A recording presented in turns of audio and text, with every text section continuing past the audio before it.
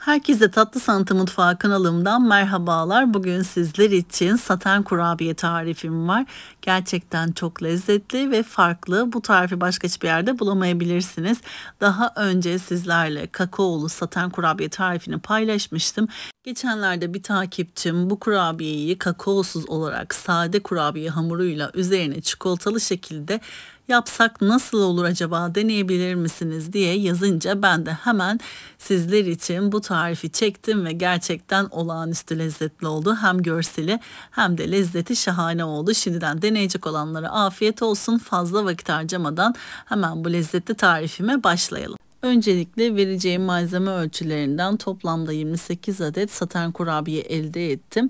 Daha fazla yapmak isterseniz yarı olarak malzeme artırarak daha çok sayıda kurabiyeler elde edebilirsiniz. Veya daha az yapmak isterseniz de malzeme ölçülerini yarı olarak azaltarak daha az kurabiye sayısı elde edebilirsiniz. Öncelikle oda sıcaklığında beklettiğim bir adet yumurtamı uygun bir kabımın içerisine kırıyorum. 1 su bardağı toz şekeri veya pudra şekerini ekleyip yaklaşık 3 dakika kadar çırpıyorum. Çırpma işlemini tamamladıktan sonra 200 gram tereyağımı ekliyorum. 3 su bardağı unumu ekliyorum. Unumuzu her zaman kontrollü bir şekilde ekleyelim. Kurabiyenin hamurunun kıvamı çok önemli. Yumuşacık, ele yapışmayan bir kurabiye hamuru olmalı. 3 su bardağı unumu ekledikten sonra 1 paket toz vanilya ve 1 paket hamur kabartma tozu ekliyorum. Bu malzemelerimin hepsini elimle güzelce yoğuruyorum. Yumuşacık bir kurabiye hamuru hazırlıyorum. Ele yapışmayan, kulak memesi kıvamında bir kurabiye hamuru. Hamurumu yoğurdum. Yakından da gördüğünüz gibi bu şekilde kıvamı böyle olacak. Hamurumuzu hazırladıktan sonra yağlı kağıt seriyle fırın tepsimize aralıklı bir şekilde kurabiye hamurumuzdan cevizden biraz büyük olacak şekilde parçalar kopararak yuvarlayalım. Boyutu tamamen kendiniz de belirleyebilirsiniz. Lokmalık olarak da hazırlayabilirsiniz veya daha büyük boyutlarda da hazırlayabilirsiniz. Ben orta boyutta hazırladım. Aralıklı bir şekilde yağlı kağıt seriyle fırın tepsime kurabiye hamurlarımı diziyorum. Bu malzeme ölçülerinden 28 adet kurabiye elde ettim. 2 tepsi olarak hazırladım. Aralıklı bir şekilde yaparsanız daha iyi olacaktır. Çünkü içerisinde hem hamur kabartma tozu hem de yumurtamız var hamurumuzda. O yüzden pişerken yayılma olacaktır.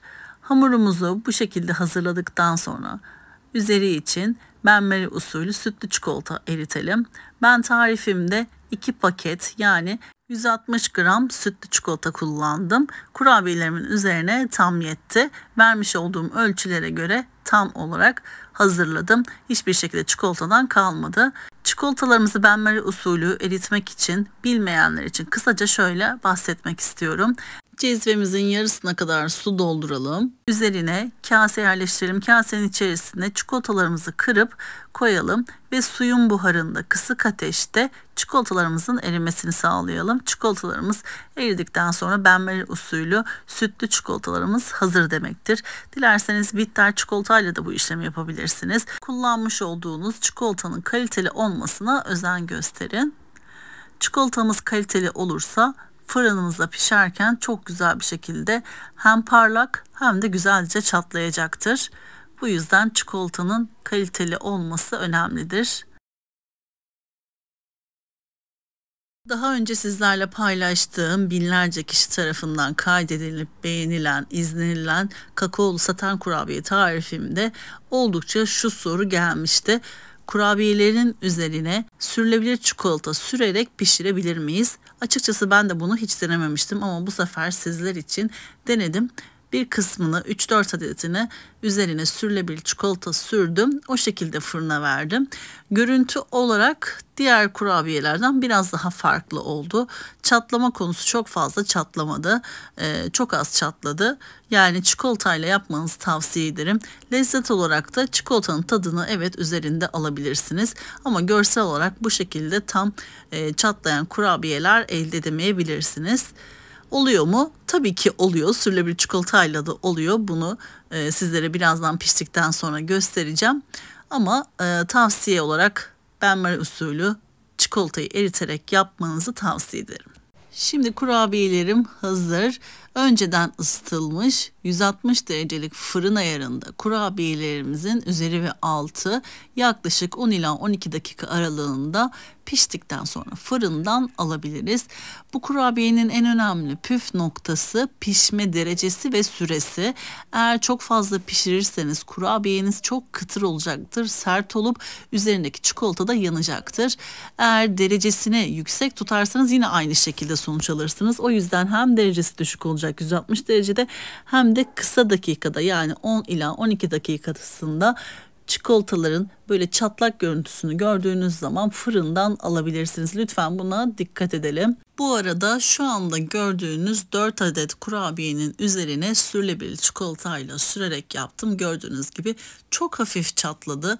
Görüntü olarak bence diğeri daha iyi. Bu şekilde çok fazla yapmanızı tavsiye etmem. Lezzet olarak evet çok fazla fark yok ama görüntü olarak kesinlikle benmari usulü eritilerek yapılan çikolatayla kurabiyemiz daha güzel oluyor.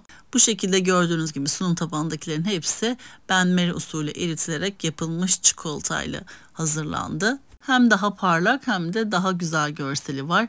Bu arada benim fırınımda kurabiyelerim 12 dakikada pişti. Lütfen kontrol ederek kurabiyelerimizi pişirmeye özen gösterelim. Kurabiyelerimiz piştikten sonra sunum tabağına dizip hemen sizlere yakından iç dokusunu göstermek istiyorum. Kıyır bir kurabiyedir. İçi çok lezzetli, ağızda dağılan, üzerindeki çikolatayla da sade kurabiyenin uyumu gerçekten çok lezzetli ve hafif oldu. Bir o kadar da pratik, kolay bir kurabiye. Hemen 5 dakikada hazırlayabileceğiniz çok lezzetli, şık bir kurabiye tarifidir. Bu kurabiyeyi dilerseniz üzeri için bitter çikolatayla veya sütlü çikolatayla da yapabilirsiniz. Hamurunu kakaolu kurabiye hamuruyla da hazırlayarak yapabilirsiniz.